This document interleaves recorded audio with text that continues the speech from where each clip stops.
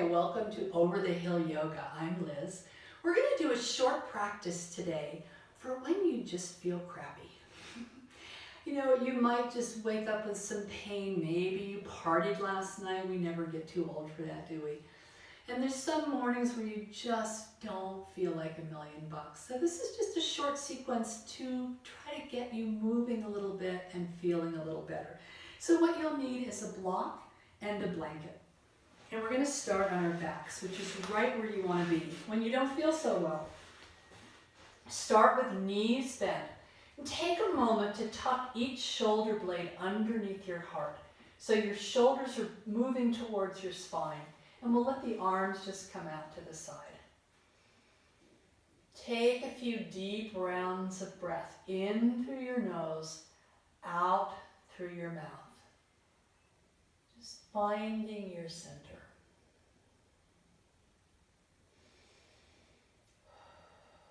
And let's separate our legs as wide as the mat. Open your arms out into a T. Take a deep breath in. And as you exhale, let your knees fall to the left. Your head can turn to the right. And just allow your legs to sink into the ground. We'll stay here one more breath. And follow an inhalation to lift your legs up through center, and then we'll take them over to the right. Turn your head away from your knees. Keep reaching your arms out, finding a little distance between them. And exhale, let your knees fall. Inhale, bring the knees back up through center. And let's keep the feet on the floor close to your hips, lining up your hip bones with your knees with your second toe. As you exhale, press your navel into your spine, flattening out your lumbar curve. Inhale, pelvis stays on the ground, but lift your belly up. So you're creating that little mouse house underneath. So we're just working the lumbar curve back and forth, pressing in as you exhale.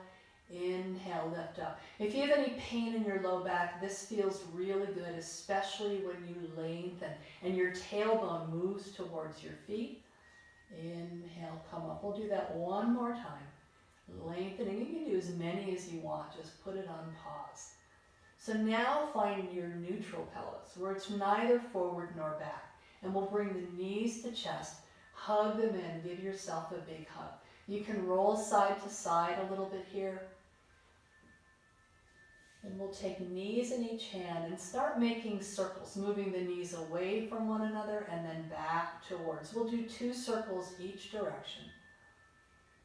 Let your elbows straighten out when your knees go away.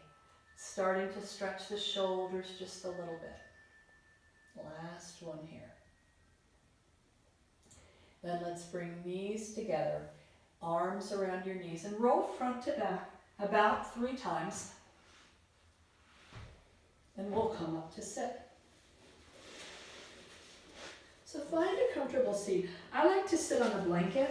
It's really important to have your hips equal to or higher than your knees. So if you don't have nice open hips that I was born with, you can sit on a little blanket or a block so that your hips come up higher. And that will help your knees to just lengthen down with gravity, and you don't have to do much work. Gravity will do all the work for you. From here, let's bring our arms up high, unshrug your shoulders, turn to one side, bring the one hand behind, the other hand to your thigh. Inhale, sit up really tall and twist away. One more breath, inhale up high and twist. Let's inhale, bring the hands up through center, slowly come to the middle, unshrug your shoulders, and bring your hands to the other side.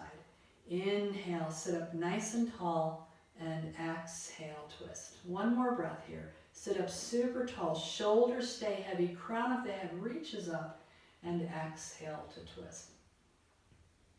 We'll come right back to center. So come on off your block. We're going to come back to our backs again. And have your block with you now. This is a really fun one. So come onto your back, and you have to press into your feet to lift up your hip. Place the block on its lowest side, widthwise, underneath your hips, and then lower your hips onto the block. We'll bring the feet up into the air, and then make any adjustments on the block. It should not be under your lumbar spine, your low back, but underneath your pelvis. And then we're going to bring the left leg long. The foot is on the floor, supported. Interlace your fingers in front of your shin and pull your shin in.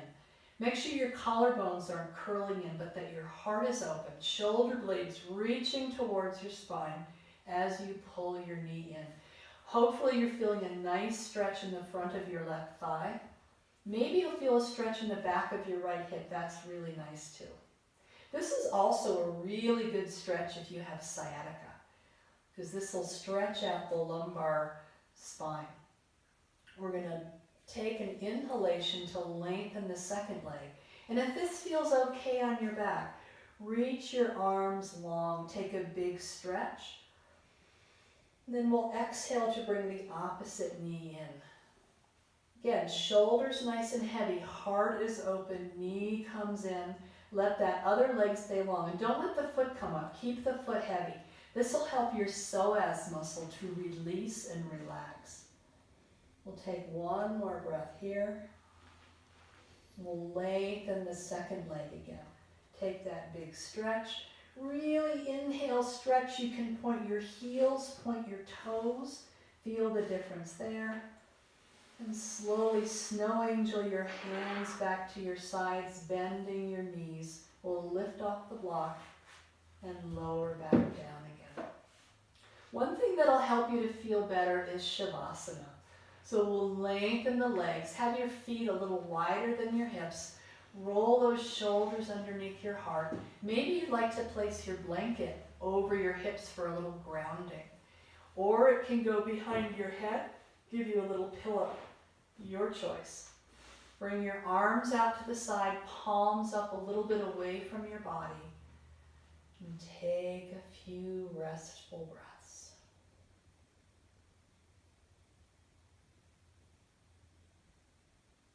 To come out of Shavasana, we'll bend our knees. Roll over to your right side. Take a brief pause on your right side. And then press yourself up to come to sit.